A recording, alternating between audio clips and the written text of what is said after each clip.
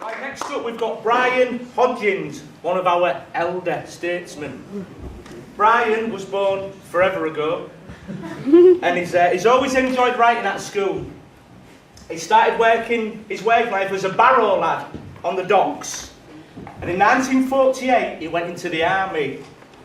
Anyway, here's Brian, retired, loving his writing and loving his poetry. Ladies and gentlemen, Brian Hodgins.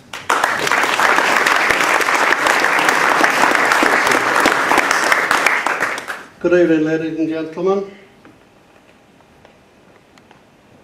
Grandchildren ask you a myriad of questions, don't they?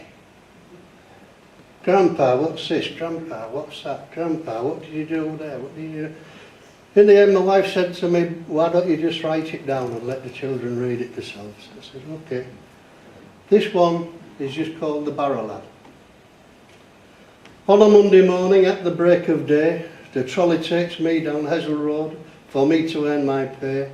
I'm working on the fish dock and it's a lovely day. The work is hard, the pay is small, but I don't think it's bad at all.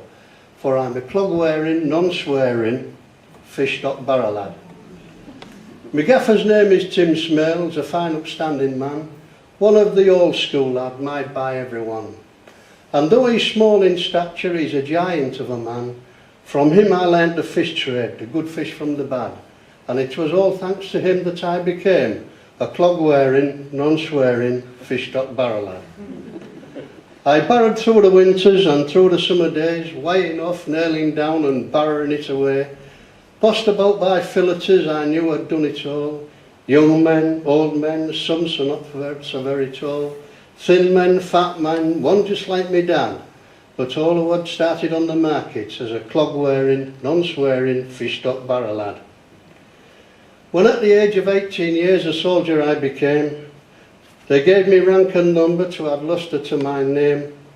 For my khaki uniform the king I had to thank. He must have been a nice chap because he let me drive his tank. But soldiering I didn't take to, it kind of made me sad. For my life's ambition, and the only one I had, was to be a clog-wearing, non-swearing, fish dock barrow lad. The years have gone I know not where, and I'm a grandad now. The trawler's gone, the fisherman gone, St Andrew's dock as well. But in my mind I often dwell and slip back over the years. A memory here, a little smile, and a tear that news that made one sad. But I'll tell you this, I'm intensely proud, and will forever be, of being a clog-wearing, non-swearing, fish dock barrow lad. Thank you.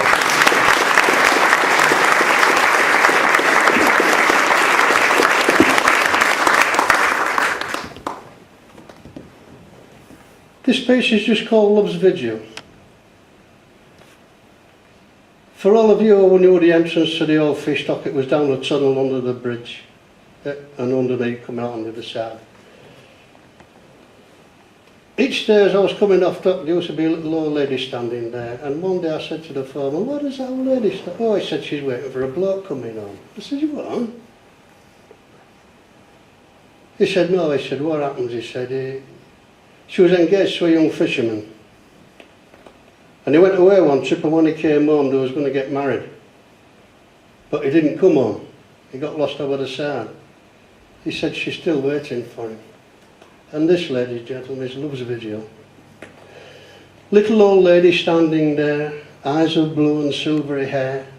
Pavement glistens with winter's frost, a vigil kept for the love you lost. He sailed away one early dawn, to break your heart, left to mourn. Dark curly hair, a smiling face, a lover's kiss, a last embrace. Plans for the future not to be, a little home, a family, a boy, a girl, maybe three, lives torn apart by the cruel sea. Little old lady in the night's cold air, little old lady, at what do you stare? And who's that girl with the golden hair at the top of the tunnel standing there? Old lady with the silvery hair, asleep in your bed from the cold night air, your arms in the darkness gently raise, to greet the one with the smiling face. Out of the shadows he gently steps, to love you, kiss you, once more embrace. his girl who waited longingly there, the bonny young girl with the golden hair. Young lady with the golden hair, no more waiting in the cold night air. You've joined your young fisherman to part no more, and dwell forever on that golden shore. Thank you.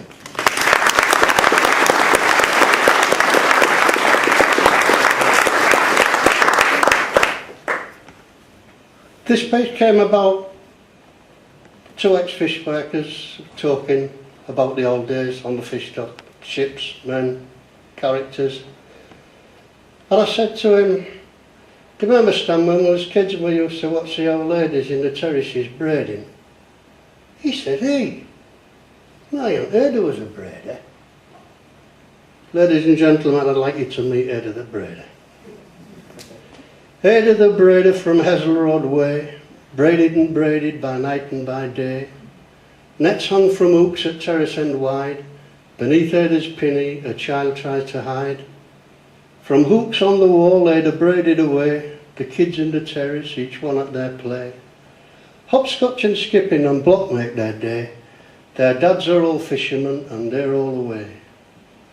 Now Ada the braider, she braided away, to braid the new nets, a pittance her pay, to feed her young children, for a widow was she, the ship and her husband claimed by the sea.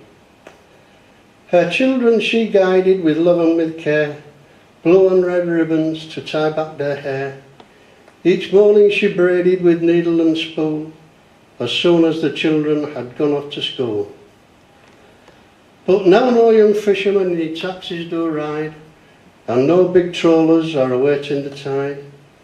No nets now hang across terrace end wide, and Ada the braider, the poor lass, has died.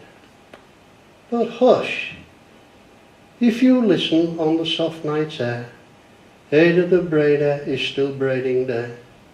She's braiding the nets of the finest spun gold, for the fisher of men his harvest to hold.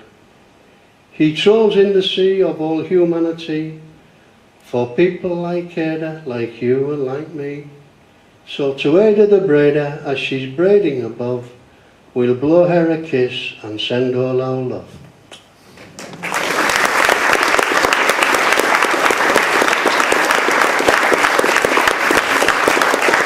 Thank you.